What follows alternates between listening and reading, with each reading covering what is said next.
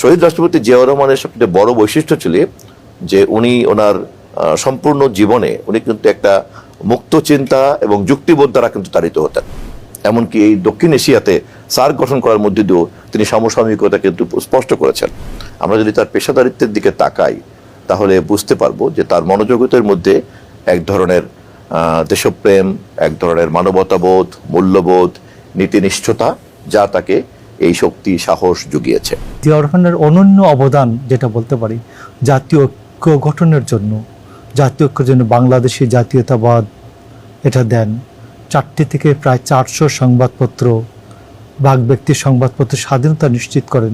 Military bureaucracy থেকে এসে মানুষের এই অধিকার কিভাবে প্রতিষ্ঠায় মনোনিবেশ করতে পারলেন। তিনি যখন সামরিক কর্মকর্তা হিসাবে 1952-তে যখন পাকিস্তান সামরিক বাহিনীতে যুক্ত হলেন, 55-তে উনি কমিশন পেলেন এবং 1965-তে উনি পাক ভারত যুদ্ধে অংশগ্রহণ করলেন এবং 1971-এ যখন মহান মুক্তিযুদ্ধ শুরু হয় তখন তিনি এই অঞ্চলেই পাকিস্তান সামরিক বাহিনীর একজন কর্মকর্তা হিসেবে কাজ করছেন।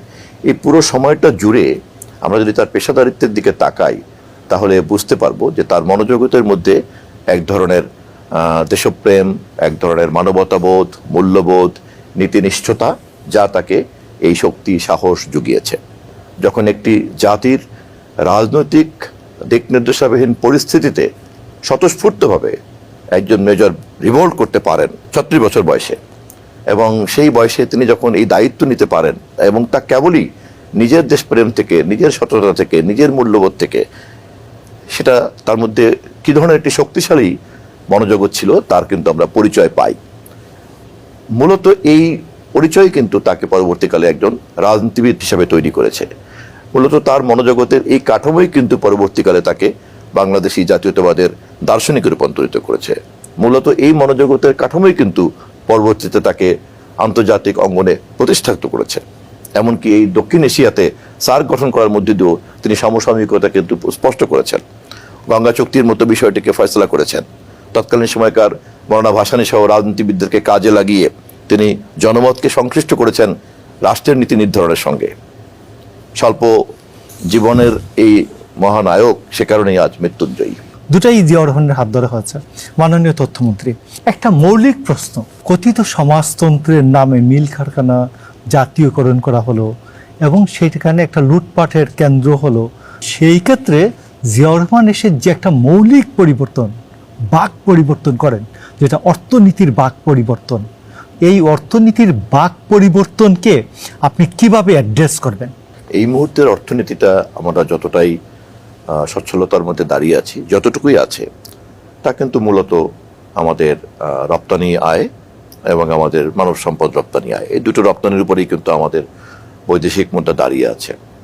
এবং আমাদের এই মুহূর্তে যে আমরা ডেমোগ্রাফিক ডিভিডেন্টের মধ্যে আমরা দাঁড়িয়ে আছি, আমরা এটাকেই এই পণ্য তৈরি করার ক্ষেত্রে সবচেয়ে বড় র মেটেরিয়ালস হিসেবে ব্যবহার করছেন শিল্প উৎপাদনকারীরা। কেন সম্ভব হচ্ছে, কি কারণে করছেন? দেখেন, এই ক্ষেত্রে গার্মেন্টস রপ্তানি করার ক্ষেত্রে কিন্তু ব্যক্তিগত উদ্যোক্তারাই কিন্তু প্রধান শক্তি। আবার মানব সম্পদ রপ্তানি করার ক্ষেত্রে কিন্তু তারা তাদের নিজেদের উদ্যোগেই কিন্তু তৈরি করছেন। এটা দিয়ে প্রমাণিত হয় যে ব্যক্তিগত উদ্যোগকে এবং এই ধরনের ব্যক্তি পর্যায়ের উদ্যোক্তাদেরকে উৎসাহিত করা, তাদেরকে ব্যাংক সাপোর্ট দেওয়া, তহবিল দেওয়া, পলিসি সাপোর্ট দেওয়া, এটা যে জাতি, যে রাষ্ট্র যত বেশি করতে পারে সে কিন্তু তত বেশি তার জিডিপির গ্রোথ বাড়াতে পারে।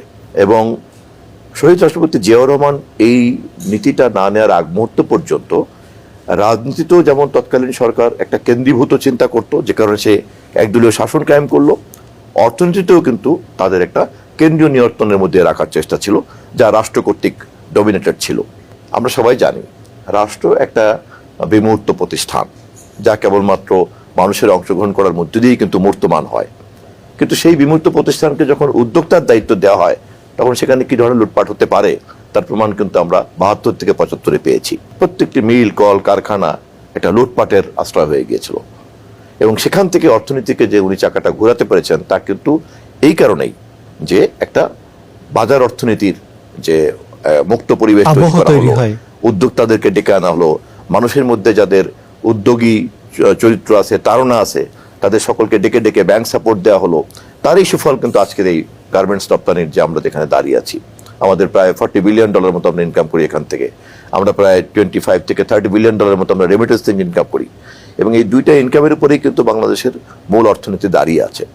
অন্যান্য সবগুলো আমাদের আভ্যন্তরীণ জায়গা থেকে আমরা জোগাড় করি। তো এই সাকসেসের কারণটাই কিন্তু উনি যখন রাজনৈতিকভাবে একদিকে যেমন পঞ্চম সংশোধনীর মধ্য দিয়ে একদলীয় শাসন ব্যবস্থাকে একটা বহুদলীয় গণতন্ত্রে ট্রান্সফর্ম করার কনস্টিটিউশনাল স্ট্রাকচার করলেন, অপরদিকে কিন্তু একটা কেন্দ্রীভূত অর্থনীতিকে একটা সম্মিলিত উদ্যোক্তাদের অর্থনীতিতে রূপান্তরিত করলেন বাজার অর্থনীতির ছায়াতলে। 70-এর দশকে যখন সারা পৃথিবী জুড়ে সমাজতন্ত্রের রীতিমতো জয় জয়াকার, 80-র দশকের অর্ধেক পর্যন্ত, সেই সময় যে জিয়া রহমানের এই যে দূরদর্শিতা, যে অর্থনীতিকে বাক পরিবর্তন করে দেওয়া, ক্যাপিটালিজমের দিকে করা দরকার, এটা এই দূরদর্শিতা তো তার ছিলই, তার চেয়ে তো বড় কথা ওই সময় যারা রাজনীতিতে এই সমস্ত সিদ্ধান্তের সঙ্গে জড়িত ছিলেন, এদের বেশিরভাগই ছিলেন কিন্তু কোনো না কোনো আদর্শের দাস, অথবা কোনো না কোনো সচেতন অথবা অবচেতন ভাবে কোনো না কোনো চিন্তার দাসত্ব করতেন।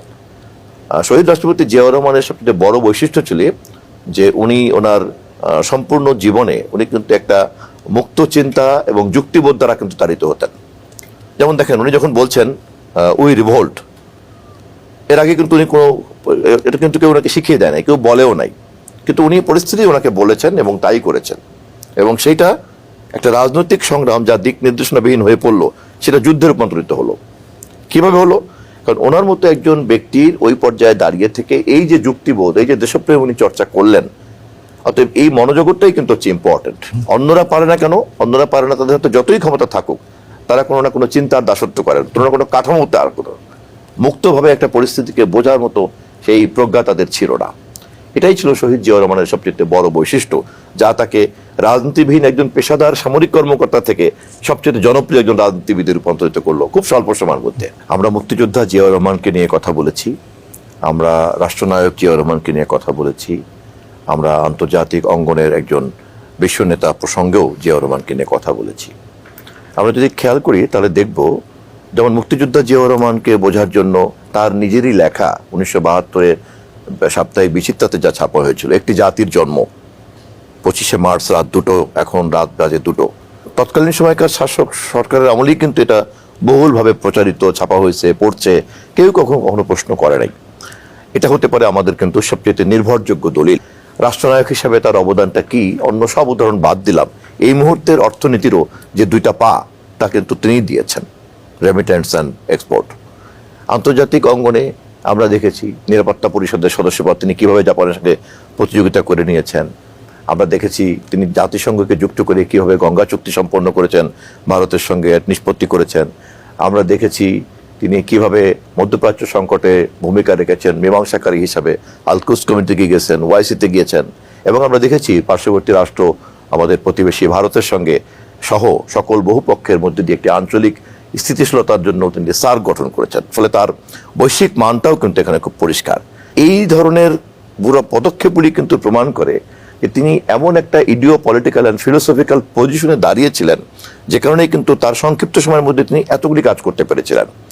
এবং সেই রাজনীতি এবং আদর্শের সঠিকতাই কিন্তু ইনফ্যাক্ট পরবর্তীকালে আমাদের মাতৃতুল্য নেত্রী দেশনেত্রী বেগম খালেদা জিয়ার রাজনৈতিক নেত্রী হিসাবে আবির্ভাব, দেশনেত্রীতে পরিণত হওয়া, এবং তার চিরদিনের মতো বিদায়ের সময় মানুষের যে ভালোবাসা, আবার ঠিক তেমনিভাবে আমাদের বর্তমান প্রধানমন্ত্রী, আমাদের দলের চেয়ারম্যান তারেক রহমান যেভাবে সে দেশে নামলেন, মানুষের ভালোবাসার মধ্যে ভাসতে ভাসতে তিনি যেভাবে নির্বাচন করলেন, নির্বাচিত হয়ে তিনি এখন প্রধানমন্ত্রীর দায়িত্ব পালন করছেন, এই সবটাই কিন্তু শুধুমাত্র যদি আমরা বায়োলজিক্যালি দেখি তাহলে ভুল করব।